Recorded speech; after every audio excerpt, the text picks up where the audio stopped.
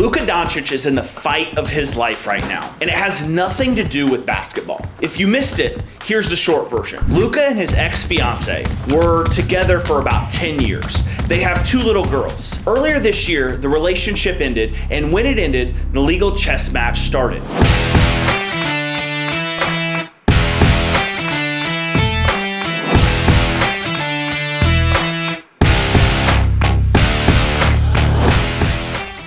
In February, Luka filed for child custody and support in their native country of Slovenia. That is where they are both from. And his ex-fiancée, most importantly, lives there with their girls. And 2 months later, in April, she filed her own child support case here in California in the Los Angeles Superior Court. Why California? Because Luka plays for the Lakers and he just signed a $165 million extension. Child support in California for a guy earning that much money could equate to $1 million a year. And this week, we got an interesting development in this case. On Monday, his ex-fiancée withdrew her California case. She said she wants to resolve things amicably in the best interest of the girls. Sounds peaceful, right? 2 days later, reports came out that she is now asking the Slovenian court for $50 million. Reportedly $40 million for herself and about $10 million for the girls.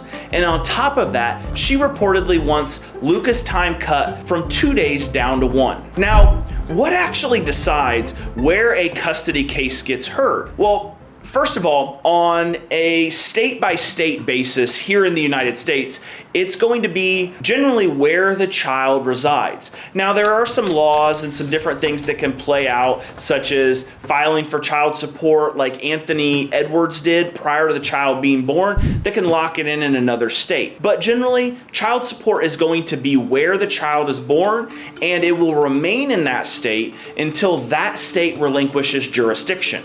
Now, here in the U.S., we have something called the UCCJEA, the Uniform Child Custody Jurisdiction Enforcement Act, and that determines what the home state is. Where the child has lived for 6 months before the filing is typically the home state.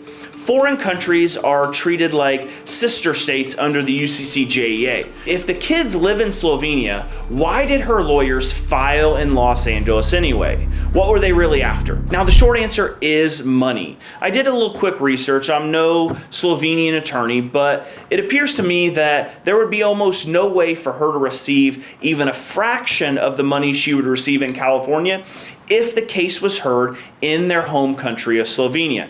The only problem, their oldest daughter lives in Slovenia, and the youngest, that's not even 1 year old yet, she has never even been to the United States. Did Luka filing first in Slovenia in February effectively win this fight before it started? The short answer in this case is yes. The long answer is, regardless of who files first, you can still fight over jurisdiction.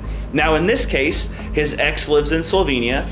The children live in Slovenia. The youngest daughter has never even been to the United States. So in that instance, Slovenia is the home state. Was the withdrawal of her petition in California really about being amicable, or did her lawyers read the writing on the wall? As a California family law attorney, for me, this was a pretty straightforward case. I think this was less about being amicable and more about not throwing good money after bad. Now, what is the lesson here for the regular dad watching whose ex moved to another state or even another country with the kids? In the US, we have very specific and strict laws in regards to jurisdiction of child support. Essentially, once child support is appropriately established, that state is going to have jurisdiction. Typically, the only times we see the jurisdiction change when it comes to child support is if both parents leave the state. So we see this a lot in military families. Now, what would have happened if the case stayed in California? This is something that's really practical for all the parents out there. How does California actually calculate child support for a guy making $50+ million a year? And does the guideline formula just run forever?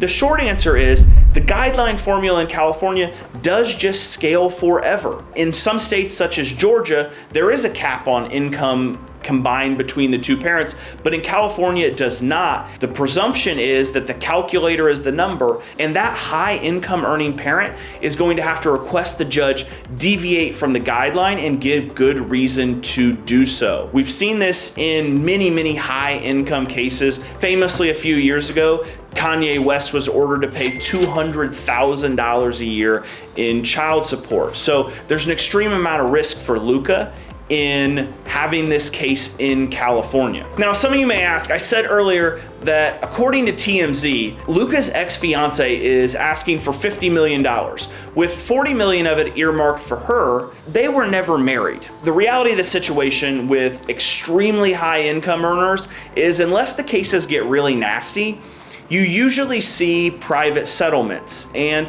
a lot of times the child support number may not allow the person to continue living the lifestyle they're living. In this case, I don't know specifically Slovenian law, but in California, you would probably have a pretty weak argument for her to personally be getting any sort of support from Luka. And so the way these end up working out is Luka has the ability to make a large lump sum payment that allows his ex to continue living the lifestyle she's accustomed to. He has the ability to essentially buy down future child support by giving her a large amount of money up front. And this a lot of times works out for both people. Now, in this instance, we have the $50 million number. If Luka can get out of this for $50 million, and that accounts for child support for a certain amount of time, set at a certain level, he's created certainty in his money, where even if he had a Kanye West-esque child support order, that $200,000, as crazy as it seems, may not be enough for her to continue living the lifestyle she's become accustomed to in being engaged to an NBA superstar. So this is the way you see a lot of these cases play out, because it creates certainty for the income earner and it allows the individual receiving support to maintain the lifestyle where otherwise they may not be able to. Now, in conclusion here, how do I think this case ultimately plays out?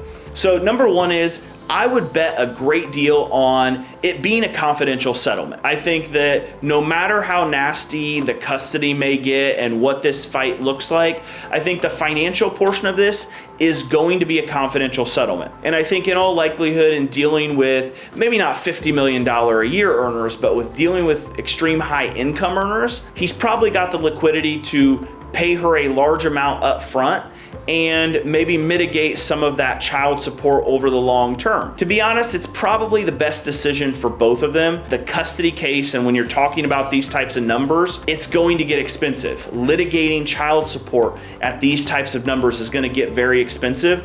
And the reality, like I said, is she may be accustomed to a lifestyle that she's not going to be able to maybe keep the house she's living in or keep up the lifestyle she currently has with child support. And that lump sum, right or wrong, may allow her to do that. And if she's smart with that money, she would be just fine doing that. So what do you guys think about this? Fair or foul on her asking for $50 million? Let me know in the comments.